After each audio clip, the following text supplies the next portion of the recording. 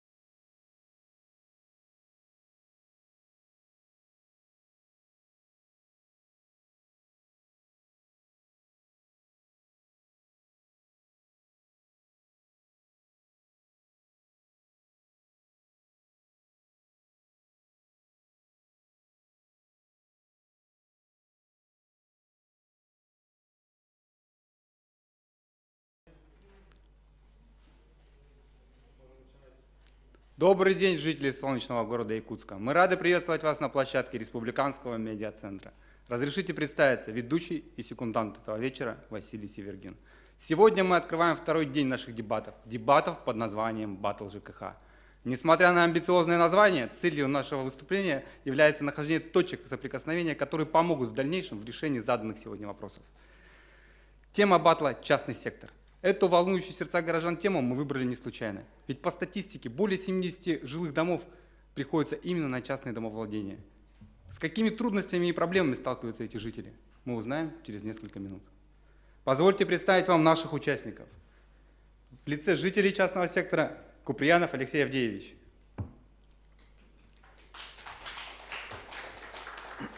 Саха-Транснефтегаз представляет Гаврилев Иван Александрович. Заместитель генерального директора по экономике представляет ПАО «Якутскэнерго» Дьяконов Петр Михайлович. Директор жилкомсервиса Лебедев Андрей Викторович. Председатель СОТа «Сатал» Макаров Иннокентий Васильевич. И сегодня в лице управления архитектуры у нас Петров Петр Сергеевич. Также сегодня с нами наши уважаемые участники, эксперты. Департамент жилищно-коммунального хозяйства Николаева Дина Олеговна.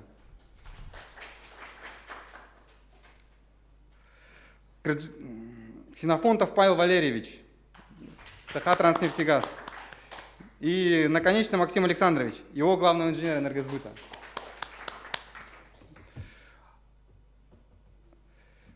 Коротко о правилах нашего баттла.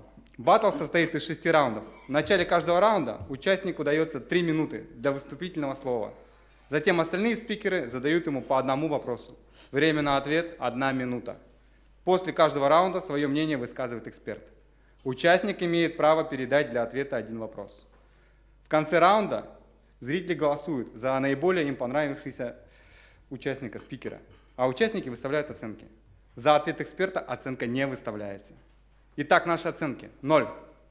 Тема в ответе не раскрыта. 1. Раскрыта наполовину. И 2. Высший балл. Если все готовы, начинаем. Первый у нас выступает Куприянов Алексей Авдеевич. Прошу слово.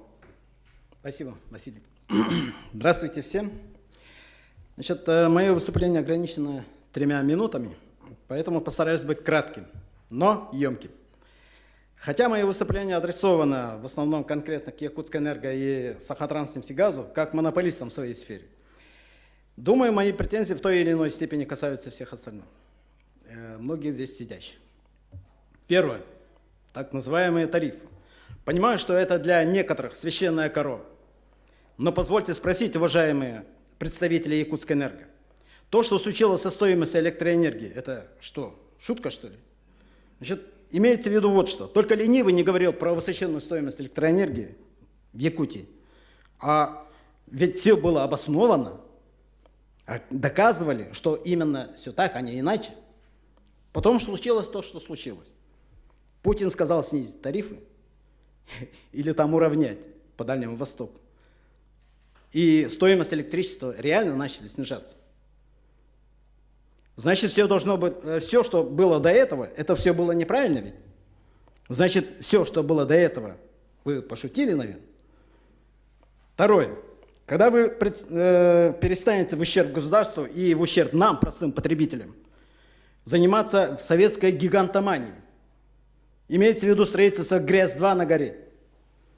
Почему мы не дебатировали этот вопрос, не дискутировали? Вопрос мини-автономного, комбинированного источника тепловой и электрической энергии ведь давно изготовлены и продаются мини-газогенераторные установки, производящие электричество, ну и тепловую энергию, соответственно. И это получается очень экономично. Почему мы должны идти по вашему пути гигантомании? Вы хотите иметь один рубильник на всех и этим пользоваться? Какого черта? Вас, у рубильника, вам сладок? Вот, объясните нам. Далее. Сахатранснефтегаз. Что за бюрократию вы развели? Ходим, честно говоря, от Понтия к Пилату. Изобрели всякие бюрократические проволочки. И это даже не проволочки, а толстая колючая проволока. Кстати, много относится и к Якутскэнерго тоже. Одна процедура техприсоединения чего стоит? Вы что, совсем, что ли, обалдели? Я не верю своим глазам и ушам. Сроки выполнения составляют года. 2-3 года. Вы что, серьезно?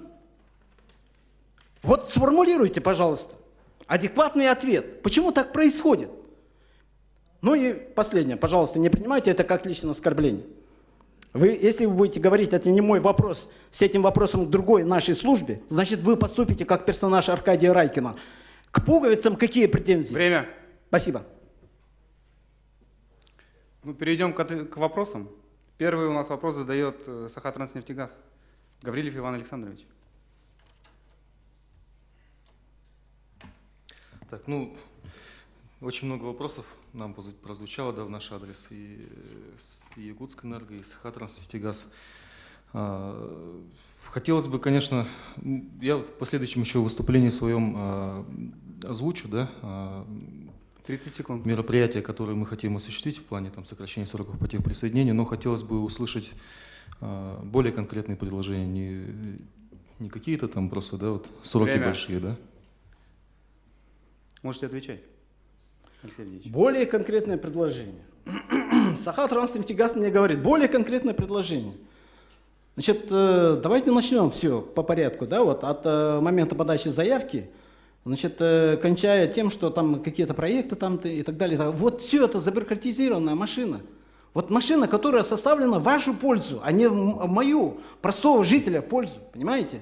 И, значит, то, что вы говорите, более конкретное предложение, да, вот они лежат на поверхности, абсолютно. Значит, упростите всю эту процедуру, упростите. Все. Максимально по времени, по количеству потраченных моих нервов, человека, часов там и все остальное. Понимаете? Вот у меня такой ответ будет. Дальше. Все, Алексей Ильич? Закончили? Спасибо. Спасибо. Следующий вопрос у нас предоставляется Дьяконову Петру Михайловичу. Уважаемый Алексей Авдеевич, ну, тот запал, да, с которым вы, значит, выступаете, В принципе, он нам известен, да, Якутскэнерго. Значит, действительно, там есть вот эти все определенные негативные моменты. Я бы хотел спросить вас в ответ, а что нужно сделать, по вашему мнению, чтобы ваше мнение о Якутскэнерго изменилось в лучшую сторону? Спасибо, спасибо. Алексей Авдеевич, есть что ответить? Есть. Боже мой. Самое элементарное. Ребята, самое элементарное. Уважать нас. А не посылать, вот еще раз повторяю, от Понтия к Пилату, да, вот, не делать умные лица, да, вот, не заумно вот все вот это вот, какие-то там положения, какие-то там указы, приказы, значит, распоряжения, номера там и так далее, да, вот, не надо ссылаться, не надо диктовать, да, и не надо нас морить в этих очередях, понимаете, нормально организуйте все вот эти вот наши запросы, да, вот, а этих запросов очень много, понимаете. Значит, и мы все морим, да, вот себя, значит, в угоду вам, да, вот в этих очередях. Понимаете? Это первое. Второе, значит, бумажную круговерь, да, вот простой житель, да, он просто не догоняет ничего абсолютно. Он не догоняет. Что надо делать, да, вот я потом, опять-таки, возвращается к вам, да, от Понтия к Пилату возвращается и спрашивает, а что мне делать? И вы, как монополист, с великим там, с большой таинственностью, вы нам сообщаете, что Алексей нам Андреевич, надлежит спасибо, делать. спасибо. Очень подробно, спасибо. Следующий вопрос у нас будет прозвучит от Андрея Викторовича. Конечно, темп вы хороший сегодня задали, да? Прямо не нарадуемся. Ну, у меня, так как я занимаюсь всеми грязными работами в городе, это мусор, ЖБО и все эти вещи, все-таки как вы, как житель частного сектора, как вы организуете у себя? Или это вопрос неправильный? Или надо в тему разговора? Вопрос точно. Вопрос Жители понятный. тоже в этом принимают участие. Да? Спасибо. Вопрос Отвечайте. понятный. Значит, жилкомсервис, я так понимаю, он занимается вывозом мусора, да, вот, значит, из частного сектора. Уважаемые, значит, вообще-то говоря, да, вот, кроме жилкомсервиса еще должны быть какие-то еще другие частные компании, да, которые занимаются этим.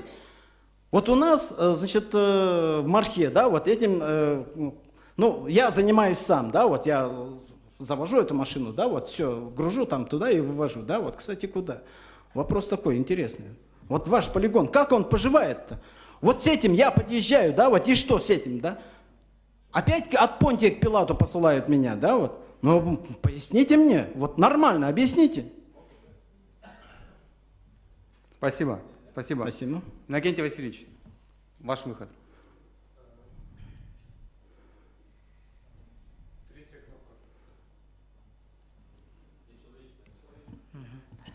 Добрый день. Вопрос к Куприянову Алексею Авдеевичу. Алексей Авдеевич, я думаю, ну, пожелание, наверное, будет, да? Все-таки мы работаем все совместно, поэтому чуть можно как-то менее эмоционально и понятнее. Спасибо. Хорошо. Ответ очень простой. Я от имени тех настрадавшихся жильцов, простых наших горожан, которые, да, парятся в этих очередях. Если вы достигли успеха, если вы уже давным-давно, у вас все хорошо, да, вот, но, к сожалению, по всему городу, да, это далеко не так, понимаете? Поэтому, значит, для этого, да, вот, для этого я и так и выступаю. Эмоциональный накал, пожалуйста, значит, можно отсечь и просто к конструктиву перейти. Вот в чем был ваш вопрос? Вот просто, да, сказать мне, охолонись и все? Ну, именно Спасибо. к вам у меня вопросов нету. Алексей Ну, понятно, Авдеевич. да. Всё, Поэтому... Значит, Ответ прозвучал, все, спасибо. спасибо. Петр Сергеевич, прошу. Ну, у меня, наверное, вопрос такой риторический, да, может быть. Почему, значит, у жителей, да, вот и частного сектора границы фактического использования земельных участков не соответствуют тем границам, которые сидят в кадастре? То есть на которых оформлено право собственности. Вот. Тут бы хотелось бы, ну, давайте, наверное, выслушаю ответ. Спасибо. Спасибо. Алексей Ильич, прошу. Ответ очень простой. Значит, уважаемая архитектура, уважаемая земельная служба, значит, может быть, это вы не догоняете нас, может быть, вы не поспеваете за изменениями нашими, да? Значит, то, что вот какие-то несовпадения, какие-то, да, на что, насколько? Вот на полметра, на метр, да, у вас через, ну, скажем так, последнее время, да, спутниковая вот это вот, да, вот очень большая такая, ну, хорошая технология у вас появилась, да, вот, и они не стали совпадать с этими границами земельных участков, которые были обмерены ранее, да, вот, и на этом основании, или, может быть, на другом основании, какая заинтересованность у тех, кто вот такие вот ошибки нам выкатывает, да, и заставляет нас бегать по всем этим земельным службам, опять-таки, от Понтия к Пилату. Вот кто так заставляет? В чем ваша заинтересованность? Я просто поражаюсь. Ответ, честно говоря, не получен, да, я имею в Все, виду, стоп, по когда есть... регламенту у нас только ответ вопрос. Спасибо, спасибо. Ну, я смотрю, что в этом раунде у нас все ордена хлесткого ответа и острого вопроса забрал Алексей Авдеевич. Спасибо. Хотелось бы услышать мнение экспертов. Пожалуйста. Ну, конечно, Алексей Авдеевич горячо выступил. Всем, в принципе, его пыл понятен. Большие компании действительно работают на самом деле в сложных условиях, Алексей Авдеевич. Сложные условия, они продиктованы тем, что мы живем все-таки в крайнем севере, где ценообразование достаточно сложное, в том числе и Якутэнерго, в том числе и Сахатранснефтегаз. Значит, ну, мне на самом деле выступление Алексея Авдеевича понравилось, поэтому я ему плюсую, скажем так. А вот вопросы, мне вот непонятен вопрос Петра Сергеевича, да, о том, что земельные участки якобы не соответствуют тем участкам, которые занимают жители. Причем тут, скажем, как бы вот эти вот моменты и почему, скажем так, архитектура не проверяет, в конце концов, вот эти несоответствия и считает, что этим должны заниматься сами жители. Сами жители этим, в принципе, наоборот, по-моему, все стараются обходить эти моменты. А контролирующим органом все-таки должна быть архитектура, на мой взгляд. То есть вопрос не по адресу прозвучал. Спасибо. Я предлагаю перейти к голосованию, выставлению оценок участниками, а также зрительный зал. Проголосовать за понравившегося им участника или спикера. А тем временем у нас следующий будет второй раунд. В нем у нас сойдутся представители ресурсоснабжающих организаций. Сразу же почему-то вспоминаются стихи у меня Сергея Михалкова, которые отчасти отражают реальность нашего существующего частного сектора. А у нас в квартире газ, а у вас? А у нас огонь погас. Это раз. Грузовик провез дрова. Это два. Частые отключения электроэнергии, привозная вода, отсутствие централизованных источников теплоснабжения, возникающие охранные зоны, проблемы, связанные со сложностью подключения газа и электричества. Как решаются эти вопросы? Надеюсь, мы узнаем от представителей наших организаций.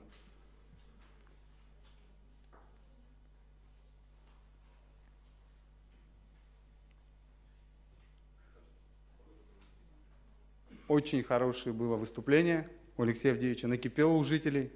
Все вопросы заданы, но я думаю, скоро мы получим исчерпывающие ответы. Предлагаю перейти ко второму раунду. Второй раунд. Слово предоставляется Гаврилову Ивану Александровичу. Ну, попробую в своем выступлении ответить на те вопросы, которые прозвучали. Времени не так мало, поэтому все-таки постараюсь как-то коротко. Да? Главный вопрос, да, это технологическое присоединение. Что это, с чем его едят? Да? Если говорить по-простому, то это подключение вашего дома к существующим уличным газопроводам. Почему работы по подключению делает только Сахатранснефтегаз? Это нужно для того, чтобы абонент не нес никаких расходов на содержание и ремонт подводящего газопровода к вашему жилому дому. То есть Сахатранснефтегаз сам строит этот газопровод и сам несет эксплуатационную ответственность за этот газопровод, проводит ремонтные работы, техобслуживание по необходимости и в соответствии с правилами. В каких случаях Сахатранснефтегаз отказывает в подключении?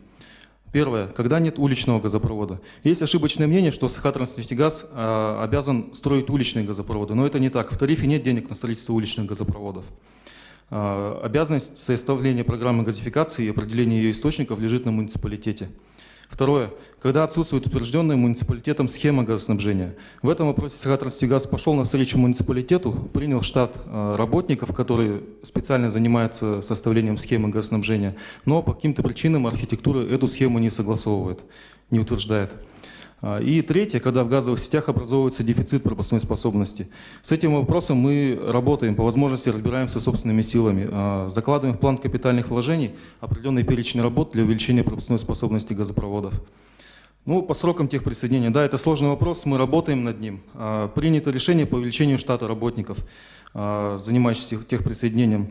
С завтрашнего дня начнет работать сайт, где можно будет получить информацию по техприсоединению. Работаем сейчас над возможностью подачи онлайн-заявки на техприсоединение, то есть в очередях не будет необходимости стоять. Кроме того, сейчас уже приступили к разработке мобильного приложения, то есть все наши услуги, уже в том числе техприсоединения, будут перенесены на мобильную платформу. Человек дома у себя с квартиры, грубо говоря, или с частного жилого дома сможет подать заявку на техприсоединение или там на замену газовой плиты, оплатить за газ. То есть весь спектр услуг Сахатранснефтегаза мы планируем поместить в приложение. Дальше. Стоимость и качество, ну тоже очень важный вопрос, это стоимость и качество техобслуживания газового оборудования в частном секторе.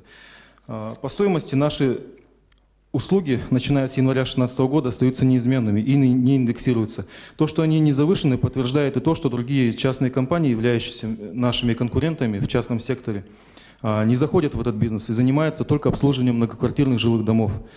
По качеству техобслуживания мы регулярно проводим обучающие семинары с нашими работниками. Кроме того, проводим контрольные обходы, то есть мастер проверяет работу слесаря по техобслуживанию. Кроме того, предлагаю абонентам при подписании акта выполненных работ, ну вот так вот он выглядит, да, все, наверное, кто в частном жилом доме видели, предлагаю вот проверять, вот здесь вот галочки ставятся, да, какие виды работ выполнены, проверять, если выполнен, то действительно ставить, если не выполнен, то не ставить. В таком случае мы сделаем перерасчет, то есть стоимость Спасибо вам техобслуживания уменьшится. за ваше выступление. И первый вопрос у нас будет времен Понтия Пилата от Алексея Авдеевича.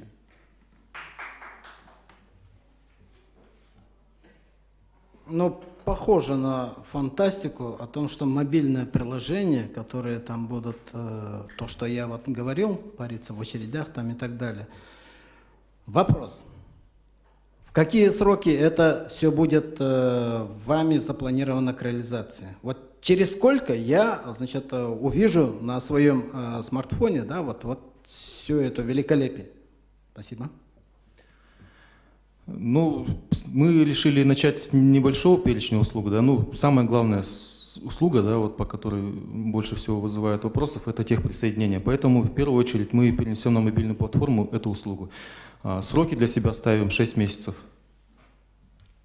Спасибо. Спасибо. Петр Михайлович, прошу. Есть ли у вас льготные тарифы на техприсоединение для каких-нибудь категорий? Да, льготные категории предусмотрено.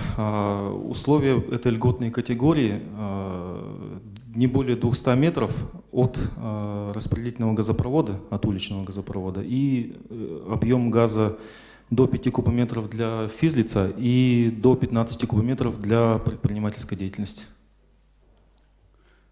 Андрей Викторович.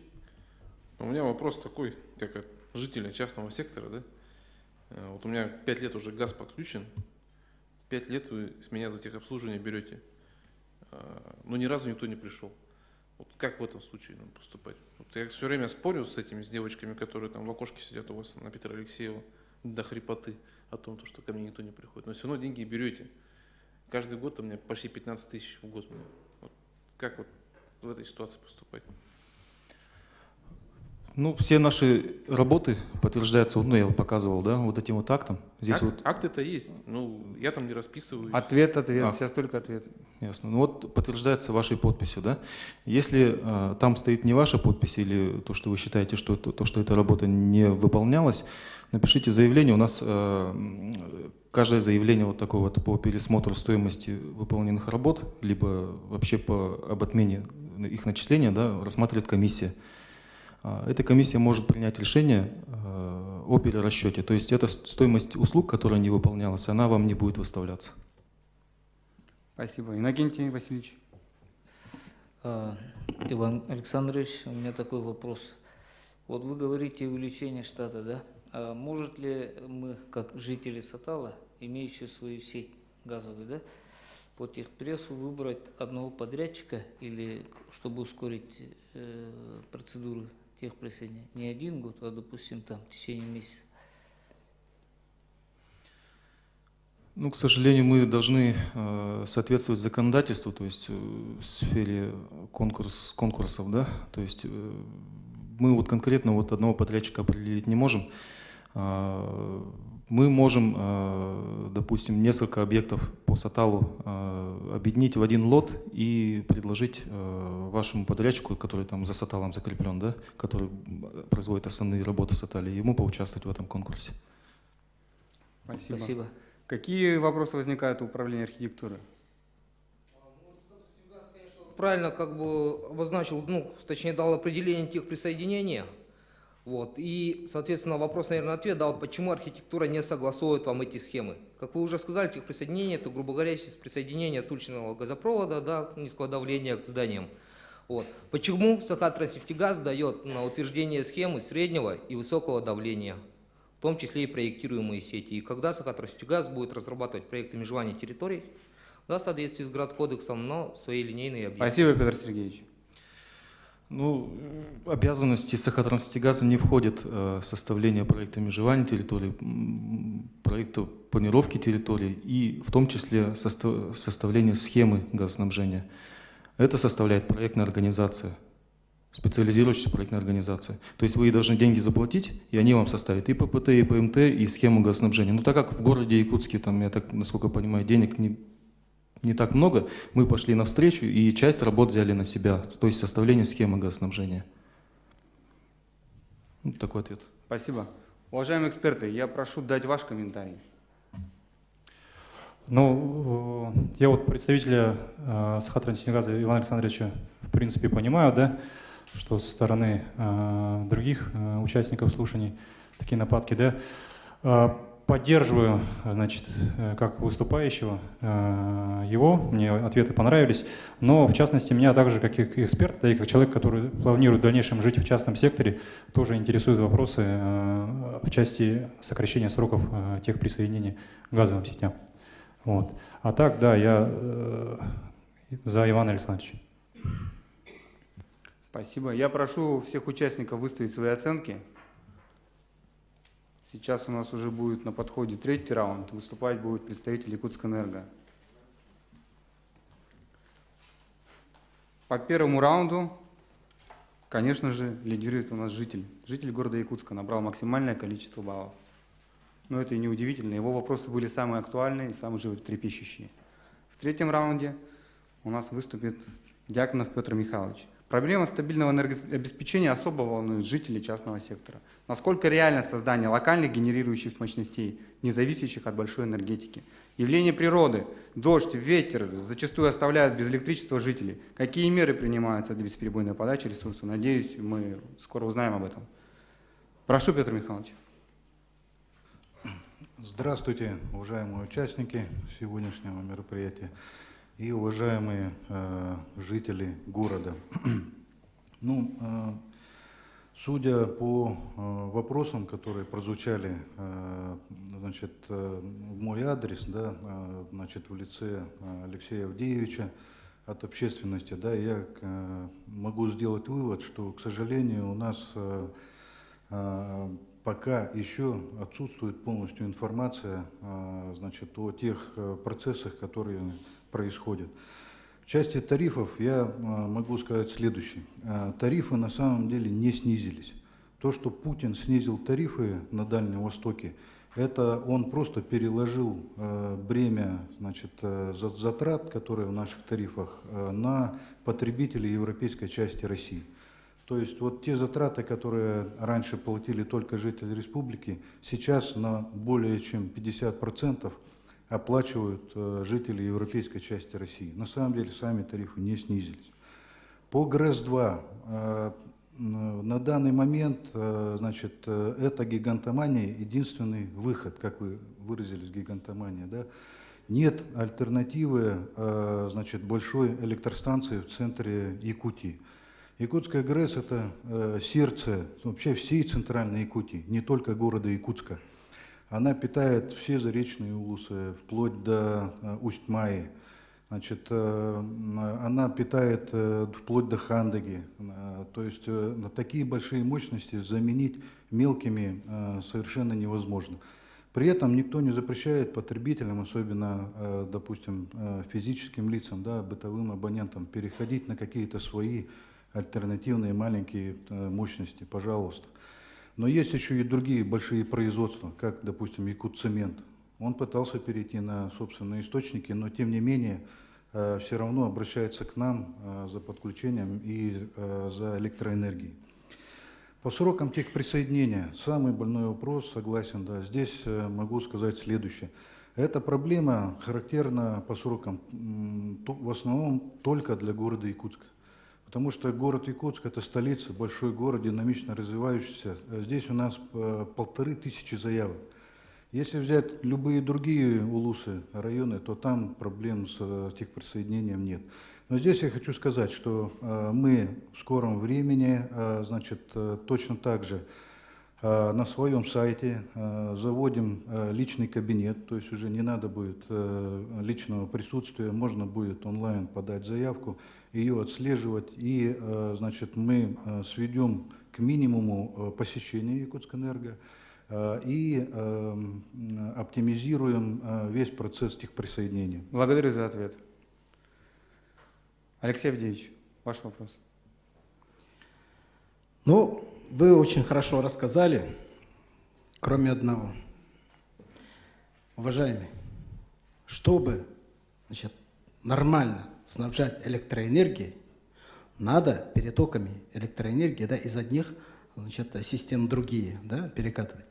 Значит, у нас есть Светлинская ГЭС, у нас есть Каскад-Вилюйский ГЭС, где электроэнергия очень дешевая.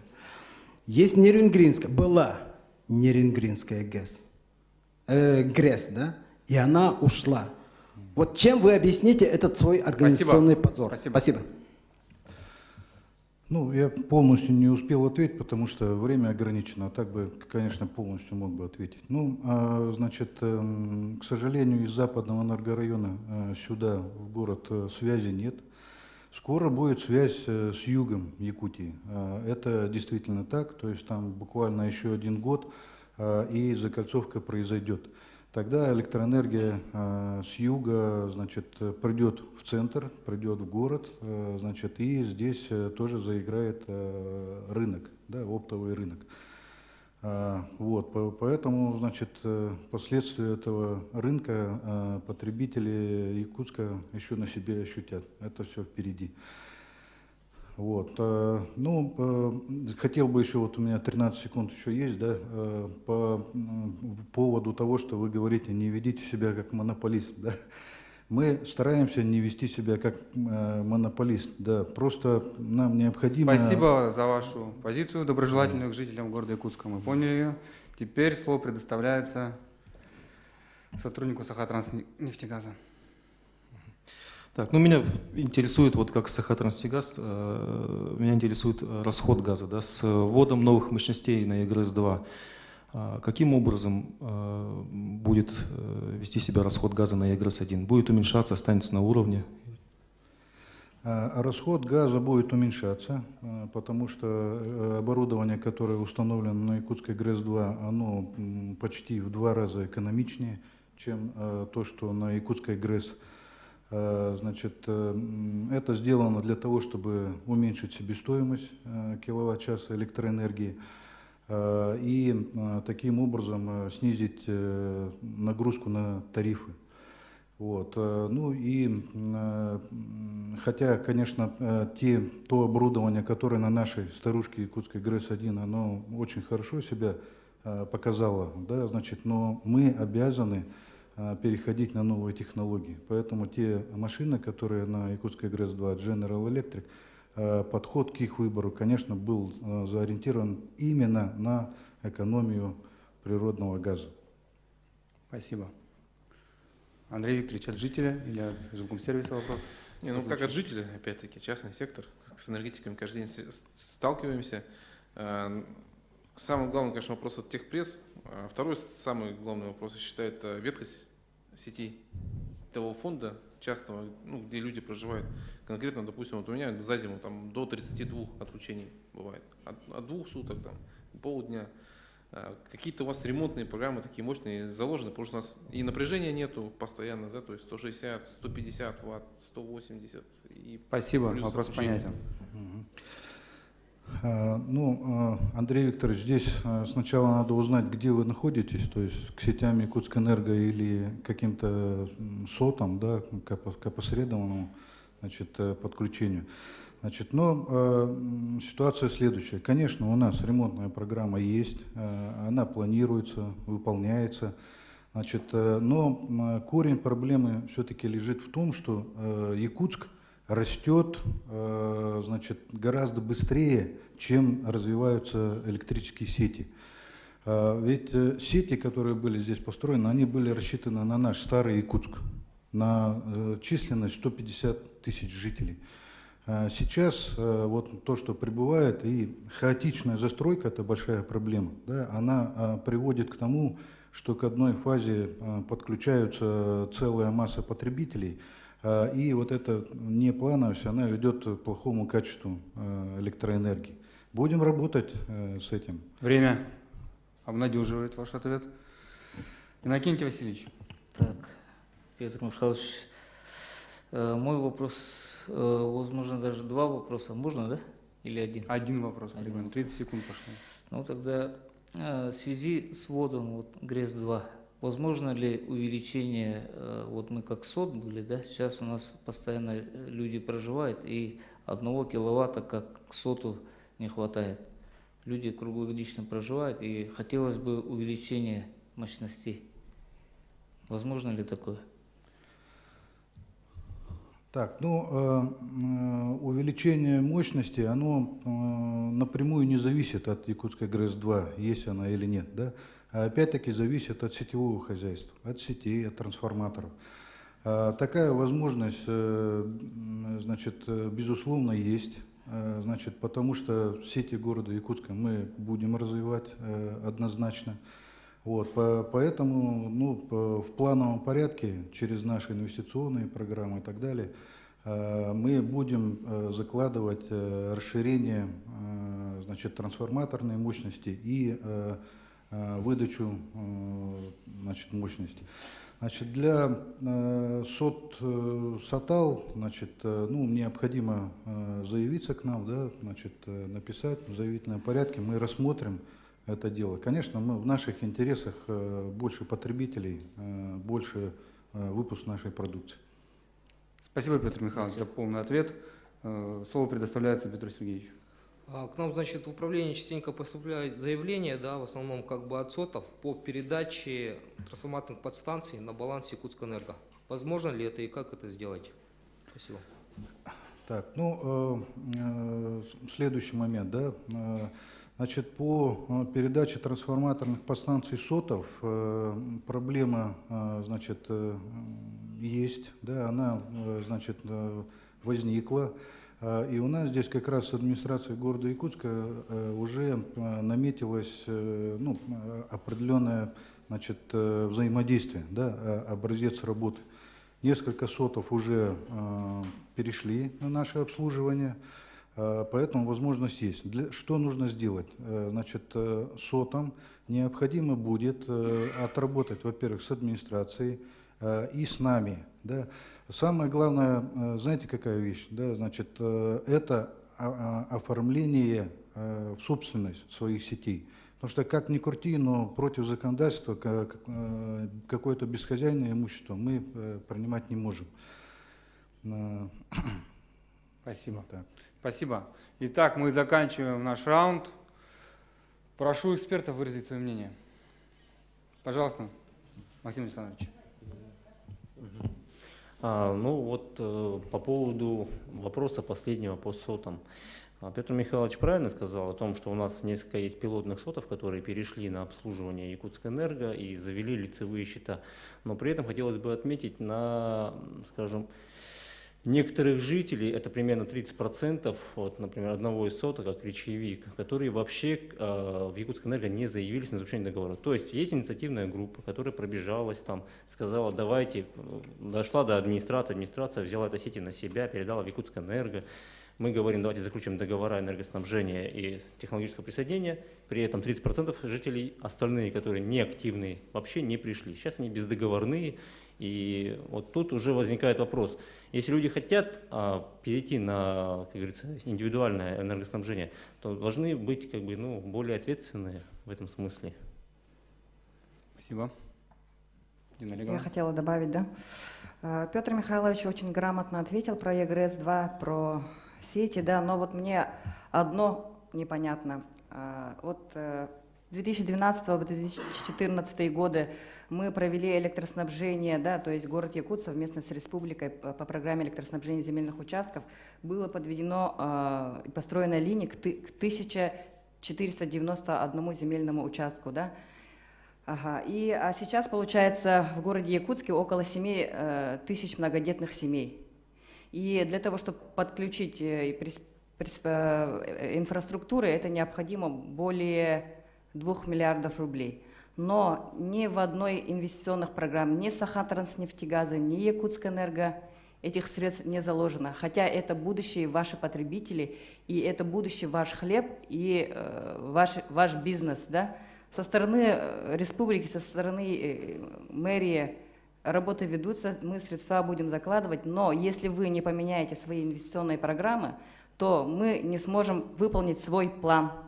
Хотя наш глава республики обещал. Поэтому экспертное мнение мое – это вы не ответили на 5, вы ответили на 3.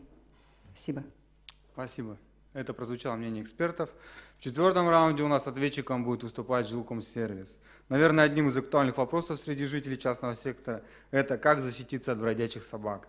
Кто виноват и что делать? Вечный вопрос, на который, надеюсь, мы сегодня найдем ответ. Почему-то многие владельцы считают более гуманным выбросить собаку чем на улицу, чем усыпить ее.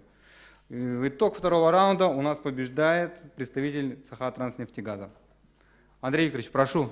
Добрый день, уважаемые коллеги, добрый день, телезрители, точнее уже вечер.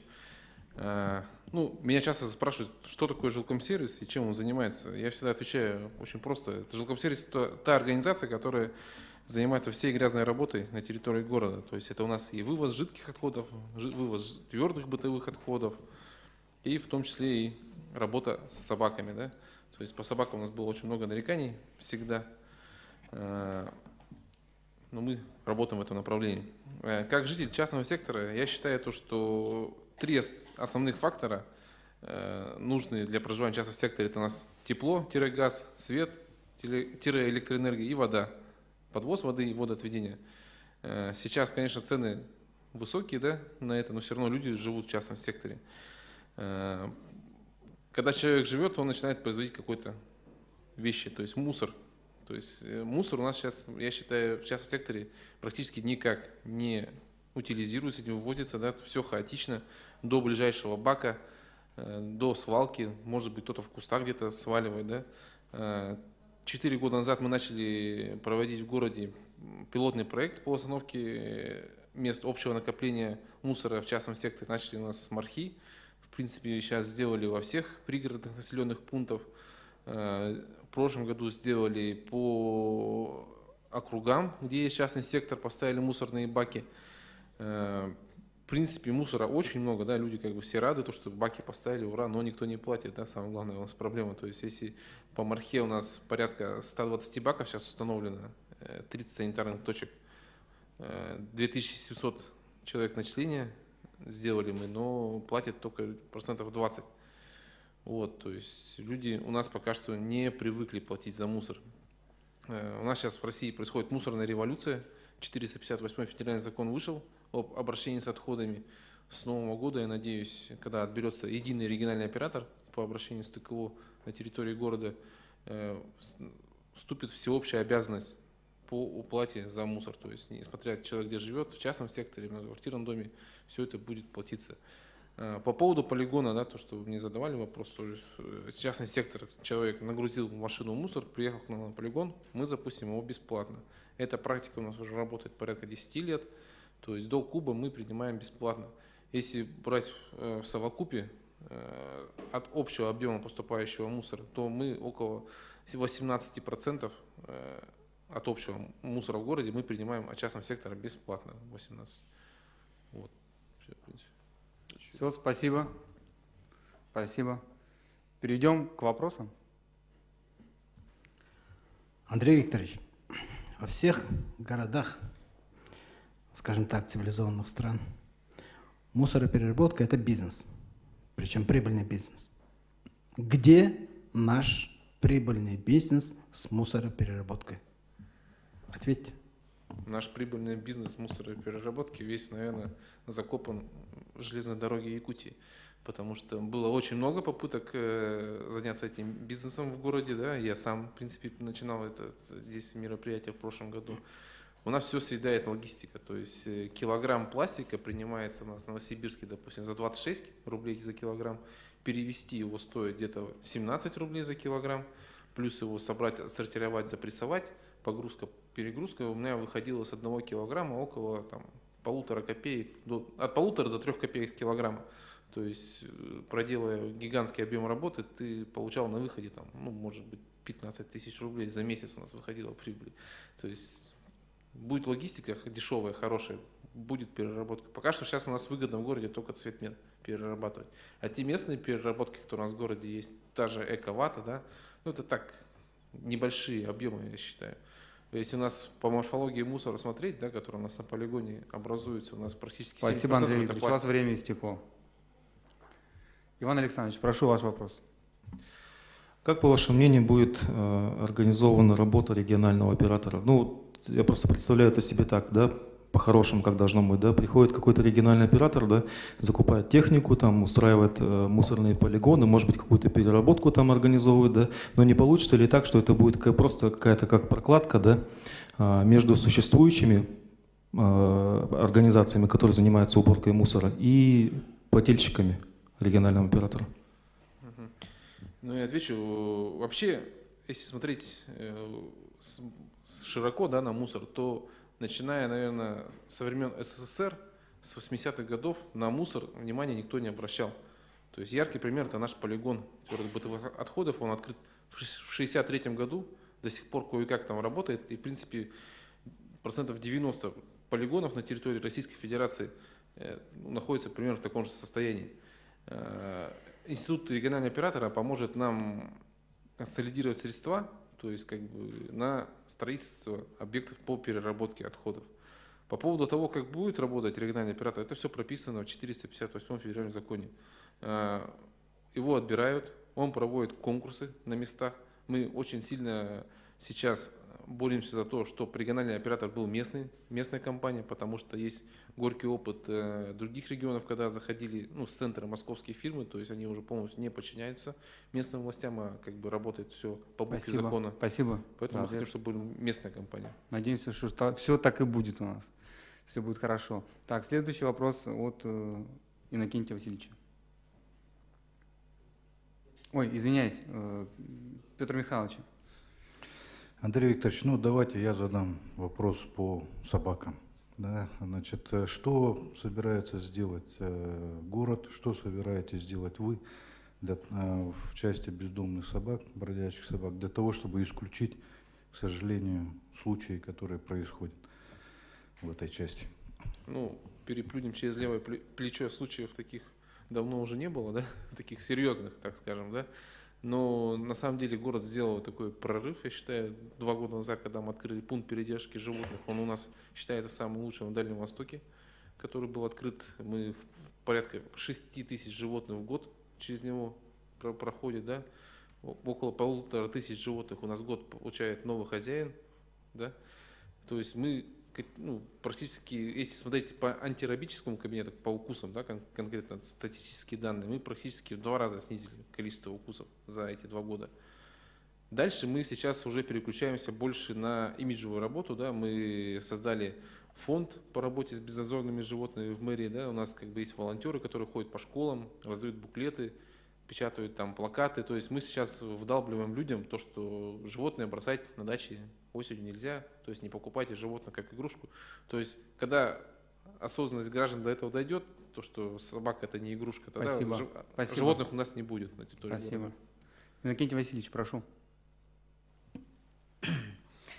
Андрей Викторович, мой вопрос такой. Вот, допустим, у нас в Сатале у людей много септиков, и сейчас они заказывают частные фирмы, да? Можно ли это систематизировать и сделать какой-либо единый тариф? Мы сейчас как раз работаем над этим вопросом. В прошлом году мы создали ассоциацию перевозчиков, да, так называемые перевозчики мусора, да, пока что. Мы туда же также включаем сейчас и жидкие бытовые отходы. То есть мы должны до конца этого года прийти к тому, что у нас будет работать единая диспетчерская служба по городу.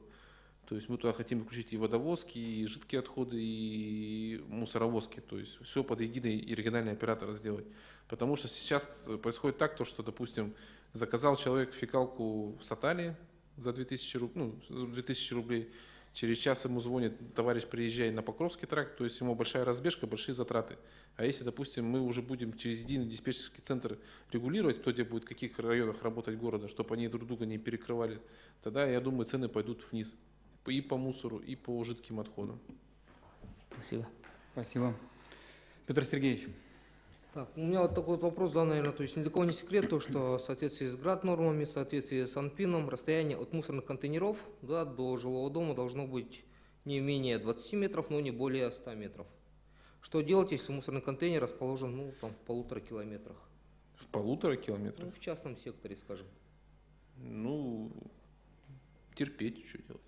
Здесь ничего не сделаешь. Ну, у нас есть опыт такой, да, по Мархе. То есть люди там приходят, говорят, давайте нам поставим. У них улицы такие узенькие, да, то есть контейнер не поставишь, машина не развернется. У нас был опыт, то, что мы закупали мешки с логотипом компании, которая вывозит. То есть маленькая машинка ехала по улице. Немножко не пошло, потому что у нас там собаки бывают, разъедают. Но у нас самый большой бич для частного сектора — это лошади, на самом деле. То есть если от собак мы еще вешали на крючочек метра, 1,5, а лошади приходят и съедают этот мусор. То есть у нас немножко не пошло по частному сектору такая вещь. Ну, здесь никак, я думаю, мы должны пойти по примеру западных регионов, да, то есть я смотрел много примеров СОТов, которые, допустим, в Подмосковье, у них стоит на въезде контейнер один, то есть там 2-3 километра. Человек едет на машине из СОТа или идет пешком на остановку, выкидывает этот мусор как-то так. Там никак не решишь на 20 метров. Спасибо, Андрей Викторович. Эксперты, есть что сказать? Дополнить? Да, есть что сказать. Единственное, вот расстояние от контейнеров, да, вот последний вопрос. Вы вот, как-то не собираетесь развиваться, да, в этом направлении, наверное. И, возможно, у вас вот будет региональный оператор, а он вам может содействовать здесь? Ну, конечно, будем содействовать полностью. Просто вы об этом не сказали, и то есть... где есть техническая возможность, конечно, можно поставить. Где нет технической возможности. Контейнеров нет, но вы держитесь. Как-то так. Ну, не так. Где нет технической возможности, там не поставишь. А где есть техническая возможность, мы там поставим. Ладно. Если так по большому счету взять, вот живет человек в частном секторе, всю жизнь живет, куда-то он мусор свой таскает, правильно? Просто вопрос прозвучал довольно конкретно, и ответ должен был быть соответствующий. Окей. В целом... 4. Выступление Спасибо. Прагматично. Спасибо. Уходят собаки, приходят лошади. Кто следующий? Прошу всех выставить свои оценки за этот раунд. Мы завершаем 4-й раунд. В следующем раунде у нас будет выступать председатель СОТа Сатал. Итак, по итогам 3-го раунда наивысшее число баллов у нас получает опять представитель Сахатранснефтегаза. Планы и реальность, я думаю, будут озвучены сегодня Иннокентием Васильевичем. Иннокентий Васильевич, прошу вам слово. Видимо, я приглашен в том, что Сатал наиболее похож на поселок, да? Это достигалось тем, что Сатал изначально планировалось как образцовый поселок, то есть для постоянного комфортного проживания в условиях крайнего севера, вблизи столицы. Да? Поэтому все было предусмотрено в проектах планировки территории, в проектах межевания территории. Это, то есть, были индивидуальные участки, социальные объекты, школа на 660 мест, детские сады, ФАП, пожарное депо, магазины шаговой доступности, пекарня, детские площадки и скверы. Мы образовались в 2008 году и активно начали застраиваться с 2010 года. Изначально мы сразу провели газификацию, электрификацию, и поныне мы еще вот газификацией, электрификацией вот новых кварталов занимаемся по мере возможностей. Но существуют определенные вопросы, которые надо решать. Даже после правильного планирования в реальности рождаются определенные жизненные вопросы, которые необходимо решать вот, собравшимися учреждениями. При решении, скажем, таких вопросов в дальнейшем, вот, допустим, решение наших вопросов, да, в дальнейшем можно многократно использовать в других сотах. То есть те же самые соты, которые существуют сейчас, проходят то, что мы проходили. Даже при дальнейшем можно использовать при использовании дальневосточного гектара.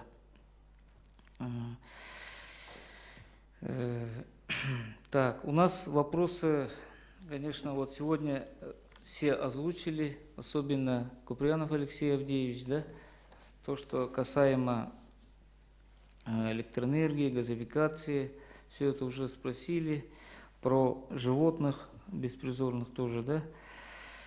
Ну, единственный у нас вопрос, то, что от нас тоже, вот, так как мы один из больших сотов, с нас требует освоения.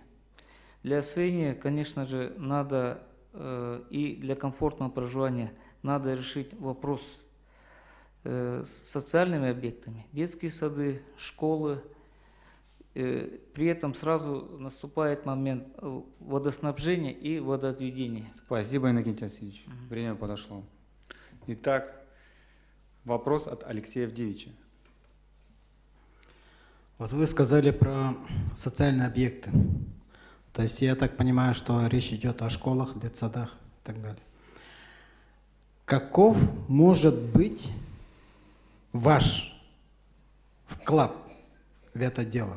Вот сон Сатал, значит, сколько может вложить, какую долю в эти социальные объекты, для того, чтобы они у вас были? Спасибо. У нас уже есть большое вложение. Это, можно сказать, мы провели газификацию, электрификацию. Единственное, и выделили земельные участки. Это уже нет никаких обременений. То есть единственное осталось это решить вопросы с водоснабжением. Либо локально, либо подсоединяться к сетям, которые идут к Жатаю. То есть там уже канализация и водоснабжение уже есть. Поэтому можно через них.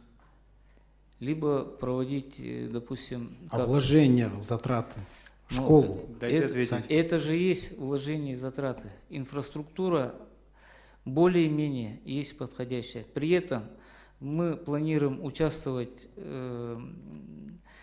в программу жилища, то есть не только планируем, а уже участвуем. Спасибо. Спасибо за ваше участие. Следующий вопрос у нас озвучит Иван Александрович.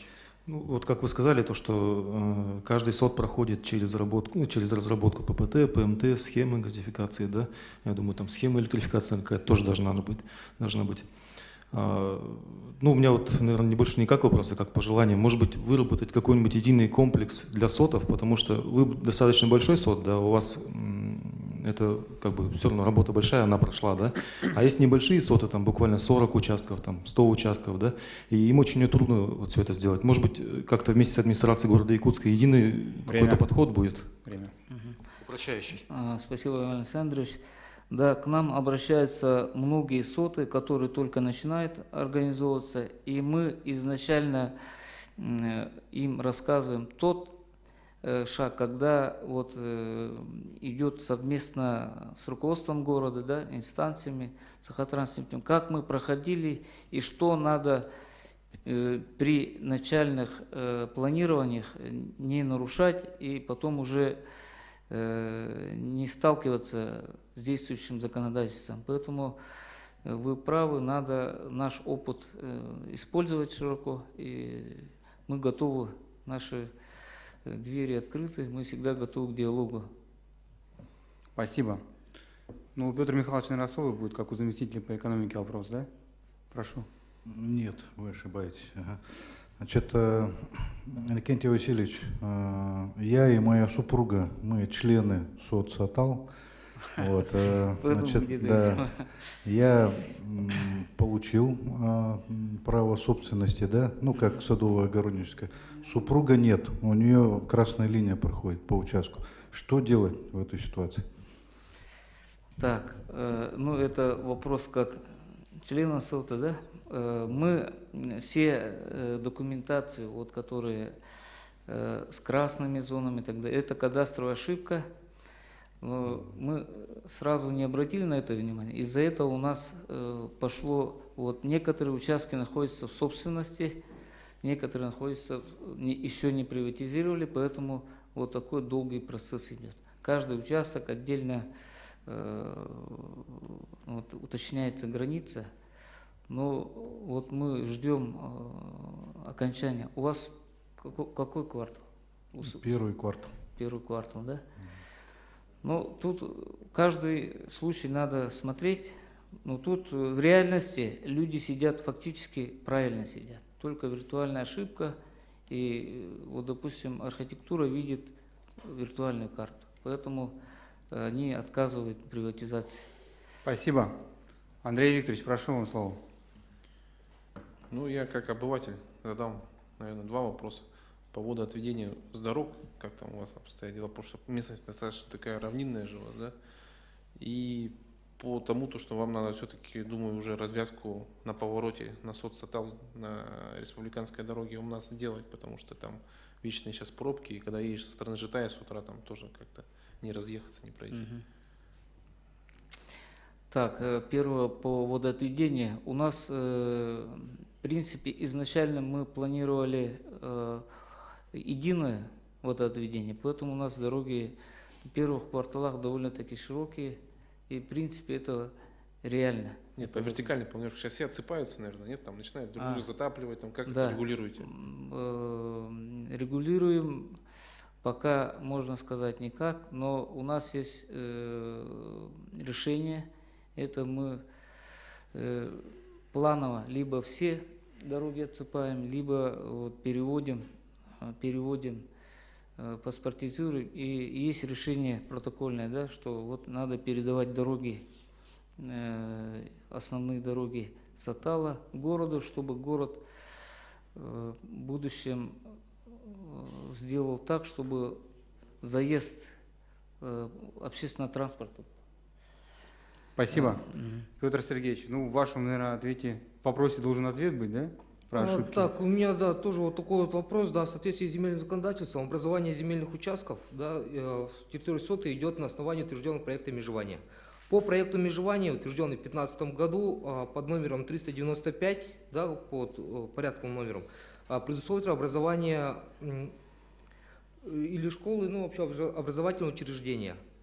Но, значит, в разрез утвержденного проектом межевания в 2016 году, в сентябре, образовались 3 земельных участка под садоводство и огородничество на месте вот этого планируемого объекта. Время, Петр Сергеевич. Ну и, соответственно, вопрос, может, у вас есть другой утвержденный проект межевания, почему это произошло? Ага, Петр Сергеевич, я сразу отвечу.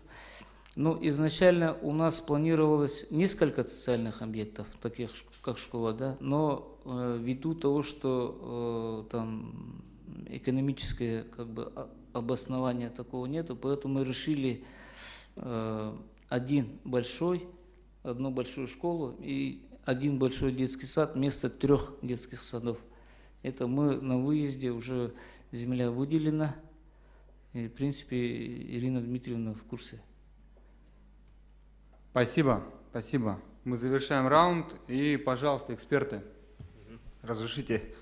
Ну, действительно, соцсатал является одним из пионеров, которых СОТов который развивается, которые сделали план планировки территории, план межевания, сделали какие-то свои красные линии, предусмотрели даже, по сути, что такое, да, частный сектор, они могли продать всем, но предусмотрели, посмотрели в будущее и для социальных объектов тоже, ну, как бы участки предусмотрели. Это многого стоит. Конечно, есть какие-то вопросы, которые надо решать и запомнить, наверное, взять на вооружение то, чего сделано было, ну, чуть-чуть неправильно, вот так же, как план межевания, кто-то в красной зоне остался, и в будущем как пример использовать. На самом деле мне выступление довольно понравилось, ну и хорошие вопросы были. Конечно, не ожидал, что больше к СОТу будет частных вопросов, а тут как раз такая картина получилась.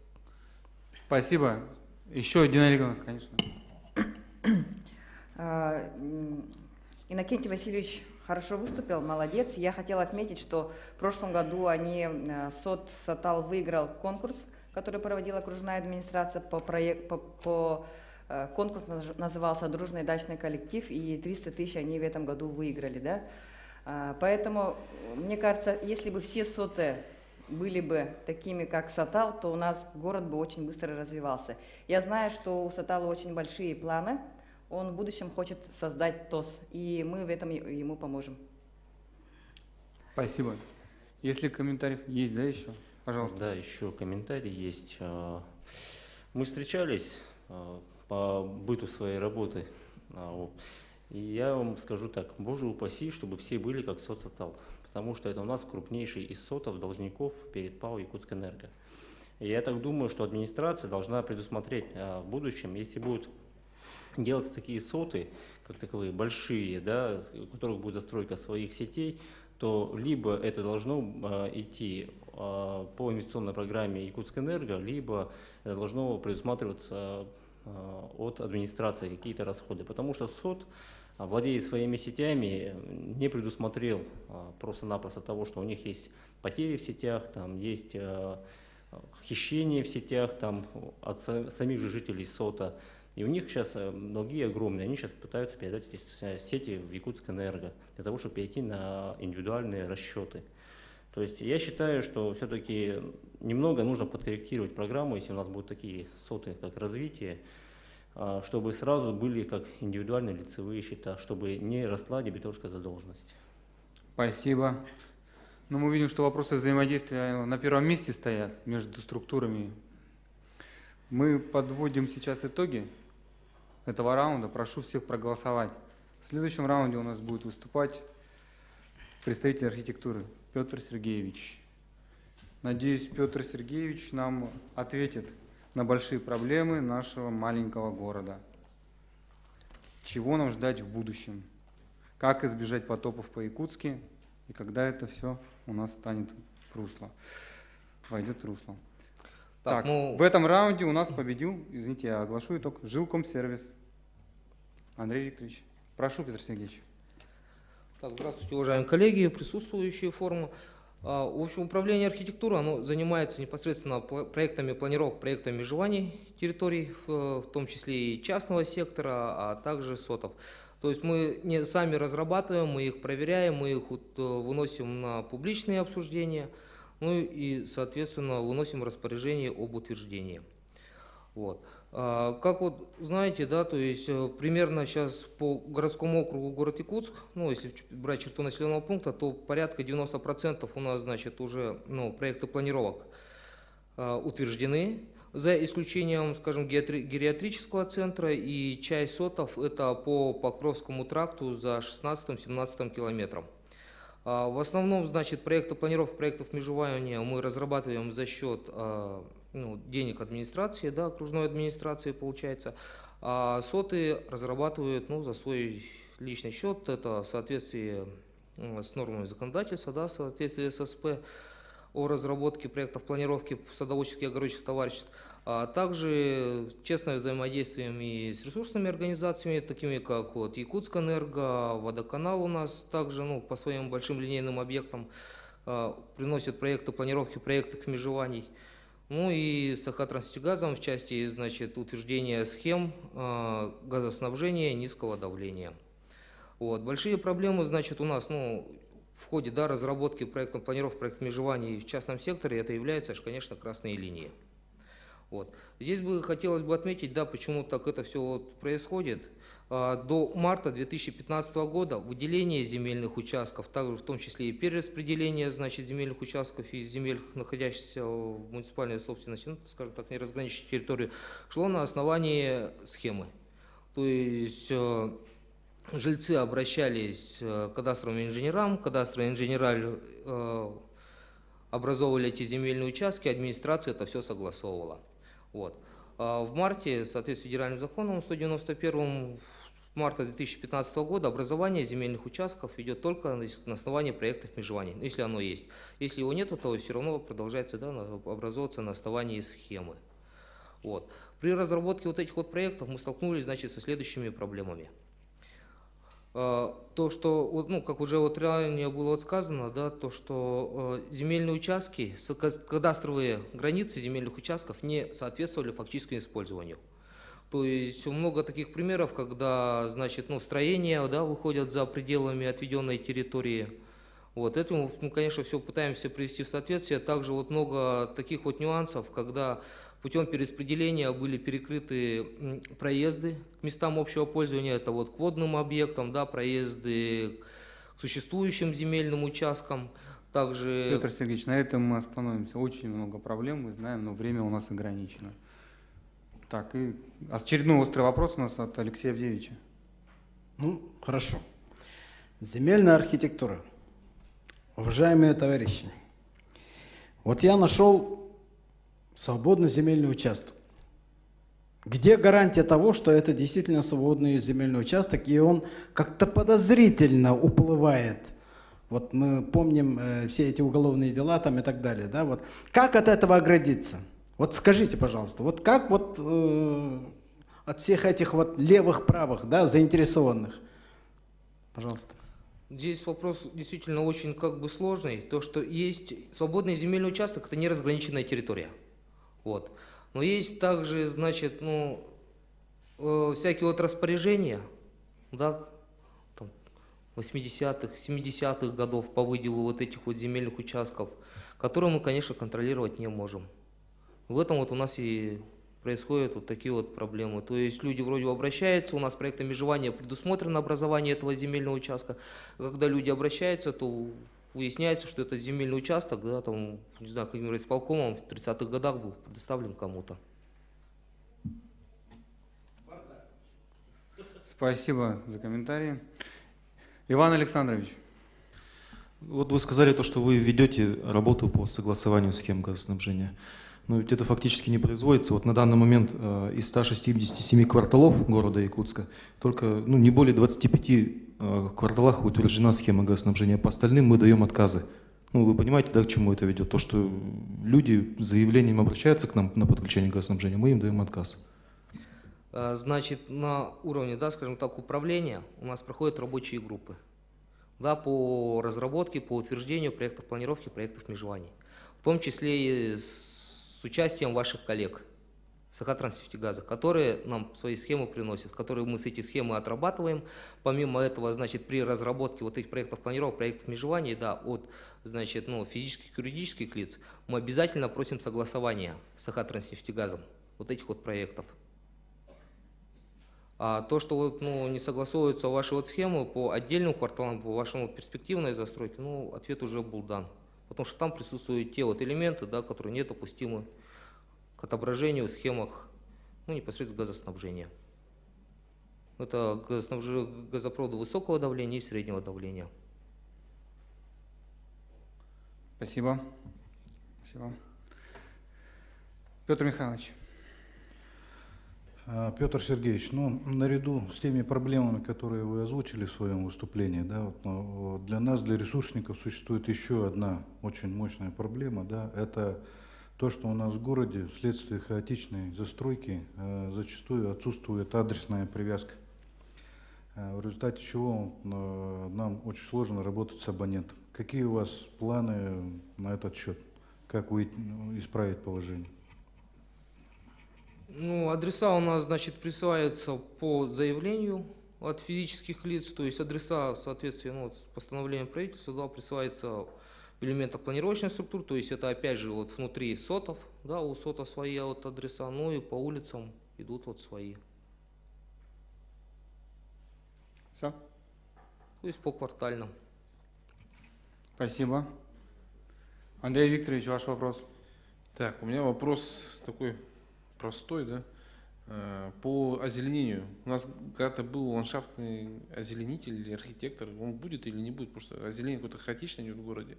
И когда мы наконец-то перестанем строить эти коробки этого ТСКшные, вот эти, КПДшки, потому что, ну, реально как-то все дома красивые, бах, посреди города возводится ДСКшная коробка из 70-х годов, она как-то совсем не к лицу города, я считаю.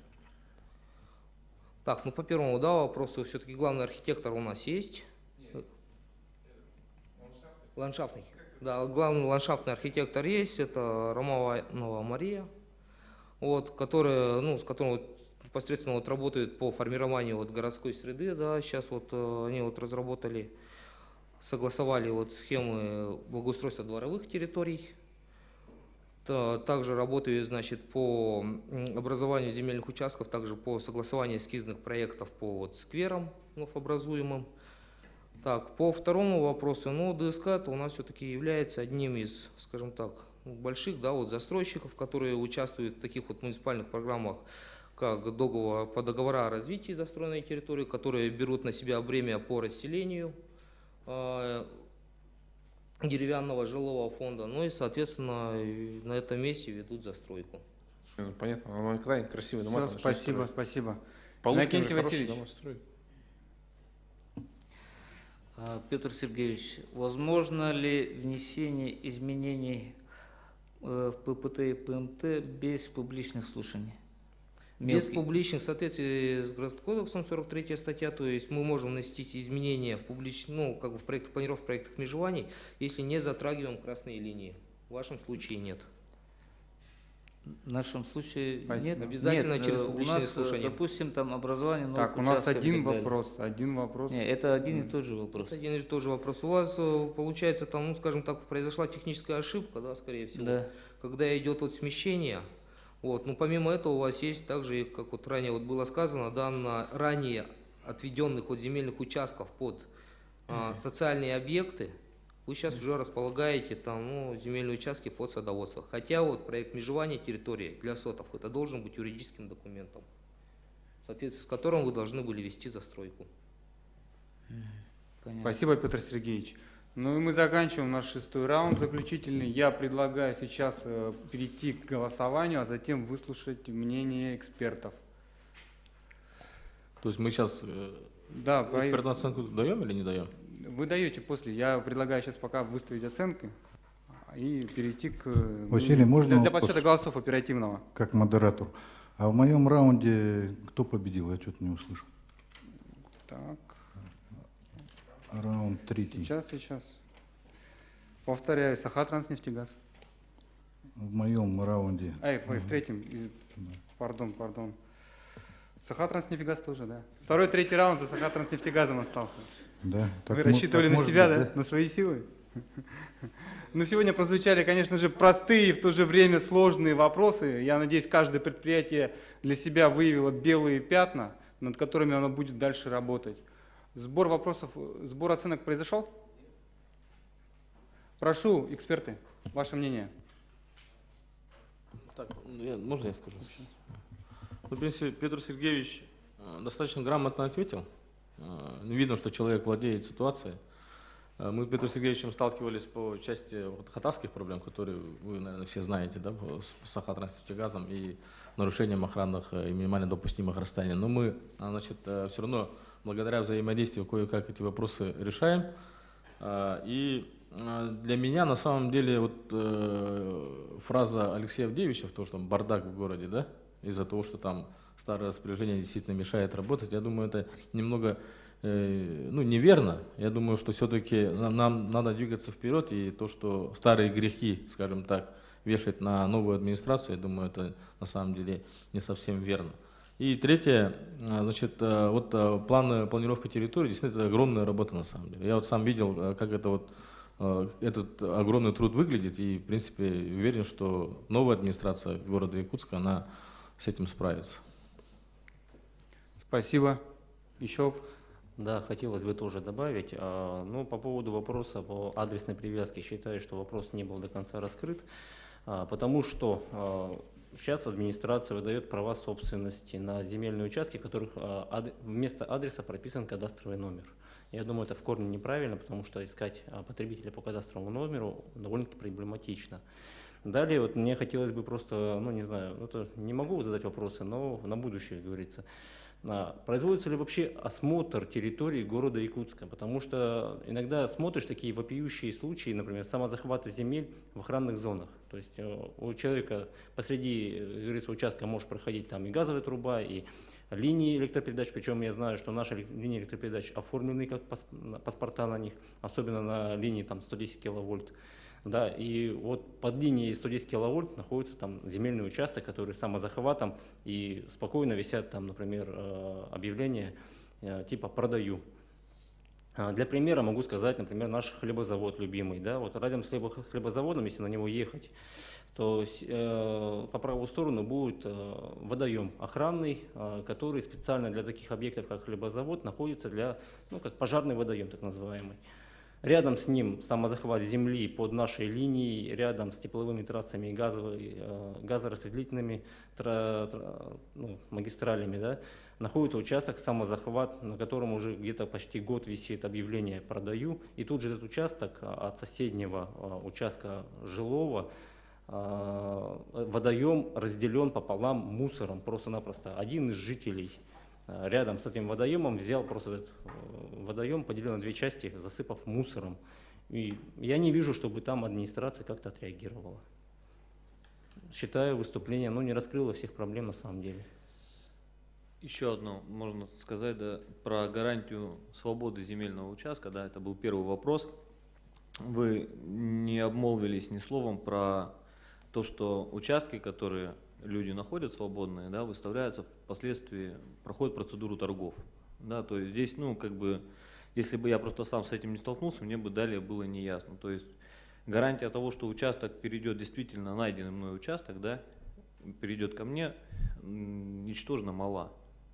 То есть вот эта тематика до конца не была раскрыта здесь. И проблема действительно с предоставлением земельных участков довольно-таки острая, и мы по долгу службы с этим тоже сталкиваемся, как уже Максим Александрович озвучил. И охранные зоны присутствуют, и все на свете. Поэтому, тема свободы земельных участков раскрыта не была. Спасибо. Тут я тоже добавлю, не к раунду, наверное, а в целом. Можно, наверное, уже в целом. Да, конечно. Мы подводим итоги. Да, подведение итогов. Начну с последнего раунда. Конечно, архитектура. Мы думаем, что архитектор, он должен решить, как волшебную палочку взять и в часе убрать все здания ДСК, построить сказку, но городу Якутску действительно 385 лет. Каждое время у него была своя история, свои архитекторы. Конечно, та работа, которая ведется, я думаю, и в земельном, и в плане красоты будет вестись. Поддержать Петра хочется. По соцсетам, то, что мы услышали, что это плохой пример или хороший пример, на самом деле есть из чего какого-то теста делать будущее, как развивать частный сектор.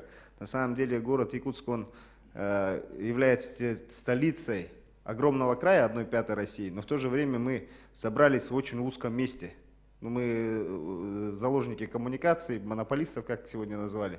Но на самом деле не пользоваться территориями, и это как-то неправильно. И вот соцсетал может с ошибками, а может и без ошибок идет в этом направлении, чтобы люди, живущие в таких просторных краях, могли получать от этого плюсы, да, действительно в частном секторе и видеть это. По жилкомсервису очень обрадовала политика, что будет делаться.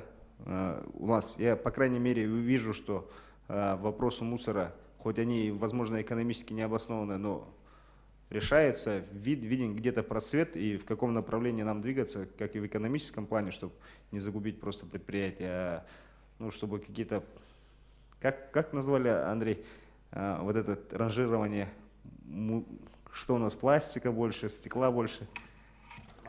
Морфология, вот, морфология, да, она имеется, есть в чем двигаться. Я безумно рад, что вводится на самом деле сегодняшний день Якутская энерго, вторая ЕГРС-2, как говорили многие, энергетическая безопасность для нас, наверное, это одна из самых важных частей, опять же, обуславливаясь то, в каких мы территориальных, географических, климатических условиях живем. Это не только электричество, это и тепло, и какая-то южная часть города Якутска может вздохнуть. Не только, я надеюсь, весь Якутск. По газу, я сам работал в Сахатранснефтегазе, прошло 5 лет где-то, 4 года. Но я очень рад, что у нас, возможно, скоро появится и приложение, и вот эти действительно очередя, они будут решаться. Но, конечно, хочется верить в то, что и жители будут побыстрее подключаться. Это постановление, которое вышло 13-14, но действительно не для Якутии, на самом деле это для западной части России, но мы живем в правовом государстве, по которому надо работать. И хочется верить, что родная компания будет как-то смотреть в сторону жителей более лояльно по временным и каким-то промежуткам. Жители более высказали, задали тон. Спасибо Алексею Авдеевичу. Вот примерно такой комментарий у меня. Спасибо, Владимир Владимирович. Кто-то еще хочет добавить из экспертов? Если это говорим об итоговом комментарии, да, то, конечно, всем большое спасибо за озвученные проблемы. Они есть, и очень хорошо, что собрался вот такой вот баттл, да, как мы его назвали, такой форум. Мы услышали проблемы, что-то открыли новое для себя, кто-то что-то новое открыл для себя из ресурсников, из жителей. В целом все прошло очень конструктивно, проблемы есть, но есть и направление их решать. Всем спасибо. Спасибо. Хотелось бы поблагодарить всех наших участников, экспертов, кто нас смотрел, слышал. Сегодня мы подняли острые, как мы считаем, вопросы, получили более конкретные ответы. Нас радует, что наши предприятия ресурсоснабжающие стараются в планах идти в ногу со временем, внедряют электронные услуги. Хотелось бы пожелать им скорейшего внедрения, чтобы люди уже ощутили это на себе, а не только на словах. И благодарю всех за внимание. Спасибо. Также хотелось бы отметить, что итоговые оценки у нас будут подведены 25 августа. Но баттл наш на этом не заканчивается. Приглашаем всех 23 августа на заключительный баттл, который будет называться «Общественные пространства» в 16:00, медиацентр республики. Спасибо.